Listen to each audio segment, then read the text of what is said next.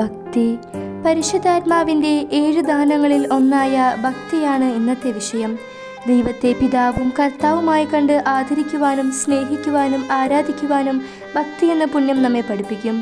വിശുദ്ധ ഗ്രന്ഥത്തിലുടനീളം ദൈവഭക്തി എന്തെന്നും അവിടുത്തെ ഭക്തർക്ക് നൽകിയ അനുഗ്രഹങ്ങൾ ഏവയെന്നും വിവരിക്കുന്നു. പുതിയ നിയമത്തിലെ അപ്പസ്തല പ്രവർത്തനത്തിൽ 10-ാം അധ്യായത്തിൽ കൊർണേലിയോസ് എന്ന ശതാധിപനെ നാം കണ്ടുമുട്ടുന്നു. അപ്പസ്തല പ്രവർത്തനം 10-ാം അധ്യായം 2-ാം വാക്യത്തിൽ ഇപ്രകാരം എഴുതിയിരിക്കുന്നു: അവനും കുടുംബവും ദൈവഭയവും ഭക്തിയുമുള്ളവരായിരുന്നു. അവൻ ജനങ്ങൾക്ക് ഉദാരമായി ദാനധർമ്മം ചെയ്യുകയും ദൈവത്തോട് നിരന്തരം പ്രാർത്ഥിക്കുകയും ചെയ്തു പോന്നു. അങ്ങനെ ഒരിക്കൽ കൊർണേലിയോസിന് ദൈവദൂതൻ പ്രത്യക്ഷപ്പെടുകയും ആളയച്ച് പത്രോസ് എന്ന് വിളിക്കപ്പെടുന്ന ശിമയോനെ കൊണ്ടുവരാൻ പറയുകയും ചെയ്തു. തുടർന്ന് പത്രോസിന്റെ പ്രസംഗം ശ്രവിച്ച കൊർണേലിയോസിന്റെയും കുടുംബത്തിന്റെയും മേൽ പരിശുദ്ധാത്മാവ് നിറഞ്ഞു. അപ്പസ്തല പ്രവർത്തനം 10-ാം അധ്യായം 44-ാം വാക്യത്തിൽ ഇത് രേഖപ്പെടുത്തിയിരിക്കുന്നു. പത്രോസ് എന്ന് പറഞ്ഞുകൊണ്ടിരിക്കുമ്പോൾ തന്നെ കേട്ടുകൊണ്ടിരുന്ന എല്ലാവരുടെയും മേൽ പരിശുദ്ധാത്മാവ് വന്നു. ദൈവത്തോടുള്ള ഭക്തിയാണ് അവനെ പരിശുദ്ധാത്മാവിനോടെ ക്രിസ്തുവിലേക്ക് നയിച്ചത്.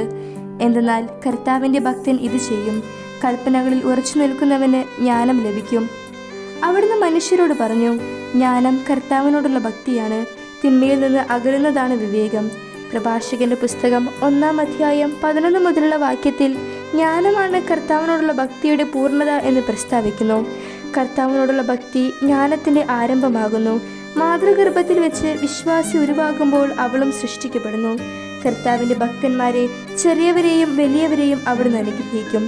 അതിനാൽ ഈ പെന്തക്കോസ്താ ദിനത്തിൽ ഭക്തി എന്ന ദാനത്തിനായി നമുക്ക് പരിശുദ്ധാത്മാവിനോട് പ്രാർത്ഥിക്കാം. ആമേൻ.